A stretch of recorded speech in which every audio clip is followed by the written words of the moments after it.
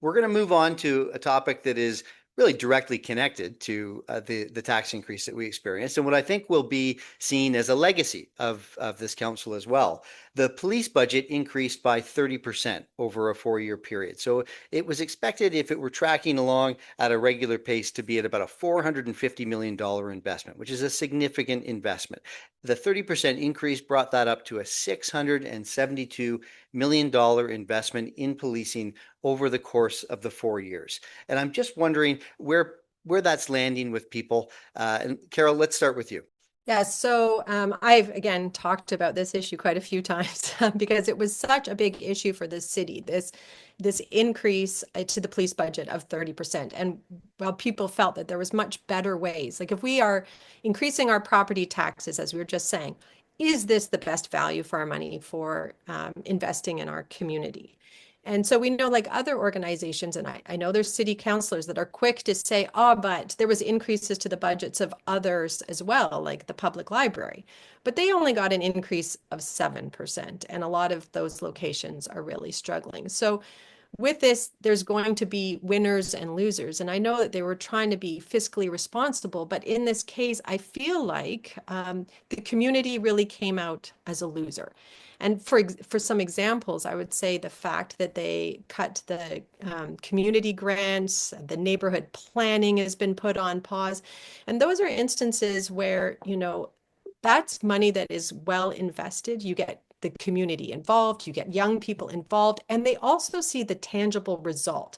They have a project that they want, and it's actually put forward. And when you actually invest in those kinds of projects, it does make your community safer. It does make it a healthier place. It brings a lot to neighborhoods and people getting to know each other. And those are the kinds of things that can actually help so that you don't need to spend quite so much money on the police. I mean, obviously, we have some serious crime issues. I know even in my neighborhood, people that have experienced break-ins and they're waiting hours and hours for the police to show up. So obviously, we have to address those issues of security. But I think that, if you're asking people for huge sums of money and you're making cuts in other areas to be fiscally responsible, I think some of the other projects that got cut, as saying the winners and losers, in some of these instances, the long-term impacts for that are actually going to be more significant in the way that they are not making London the kind of city that we want, like a real community-friendly based place. Okay, thanks, Carol. And Paul, you have some lived experience here. You worked on 12 budgets as a municipal councillor. And of course, policing was always a topic. Emergency services was always a topic. I'm really interested to hear what your thoughts are on this with that experience that you bring to the table here as well. Well, I have to say, I was gobsmacked at the size of the increase. I've, as you say, sat through 12 sessions, probably twice as many with every police chief since I was on council in 2006, beating on us to give them more money. And we spent a lot of money on a new headquarters or a revamped headquarters, and it seems like it's more. The term modernizing of policing is an interesting way of justifying a large increase, and that concerns me. I also think, and I think it's a systemic problem, when you have the head of the city, the head of city council, the mayor, who sits on the police services board. I think the person's automatically in conflict of interest. I don't know how you distinguish those and look at it objectively. You're sitting around that table. It takes a lot of work.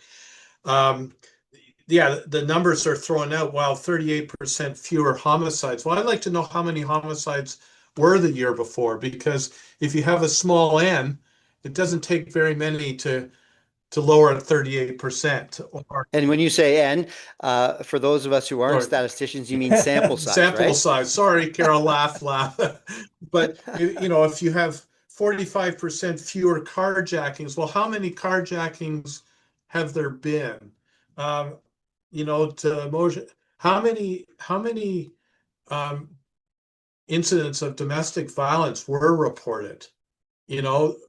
and have we done anything about that? What's our response time? Are we doing better on some of those things? Is 70% drop in service complaints? I would go, that's good. That's good. I mean, that's a customer service measure. Terrific. So the statistics seem good, but are we safer? And safety is a perception more than a reality.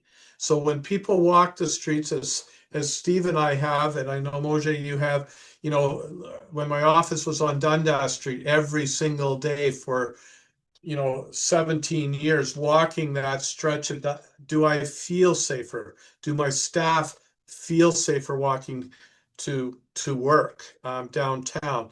Sometimes yes, sometimes no. So how do we address the perception of it?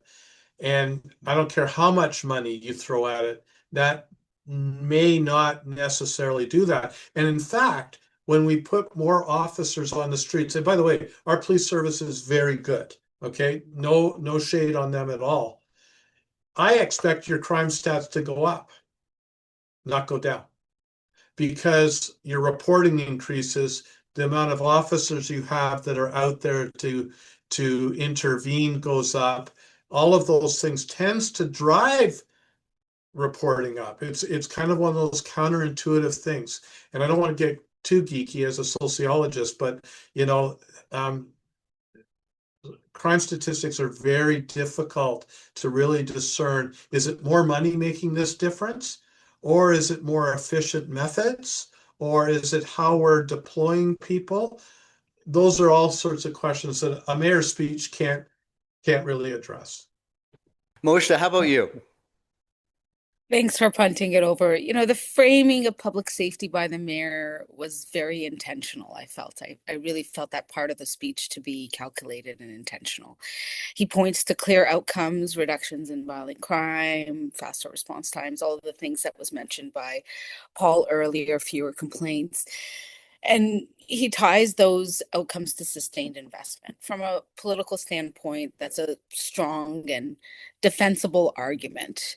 I want to be clear that the rest of what I'm saying isn't necessarily a critique on the London Police itself or the budget they proposed and had the backing of council to pass. The focus I'd like to place here is on how safety is being framed at the municipal leadership level. The speech positions policing as the primary driver of safety, with health and social supports layered in alongside it. That framing works for many audiences, but it also narrows the conversation. Safety is not produced only at the point of response. It's produced long before that through housing stability, mental health supports, income security, and community connections.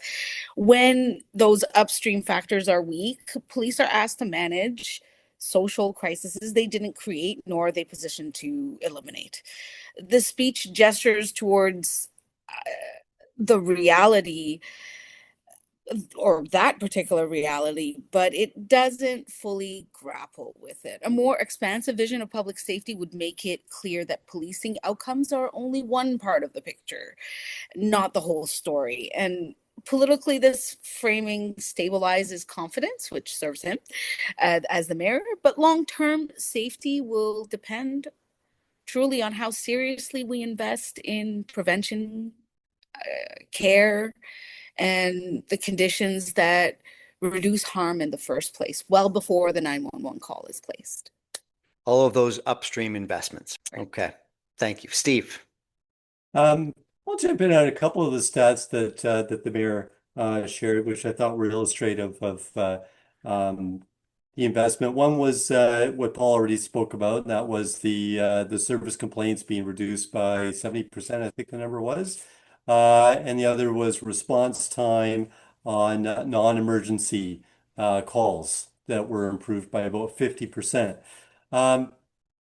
And weave that into what Mojdeh, I think, made a very good point about, and that was about the perception, the feeling of safety. And I think Carol talked about that too.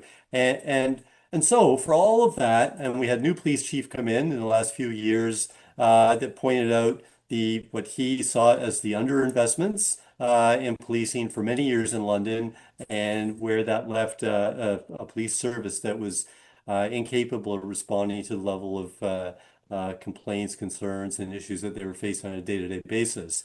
So all of that to say, I think there's a case to be made for the increase that was granted.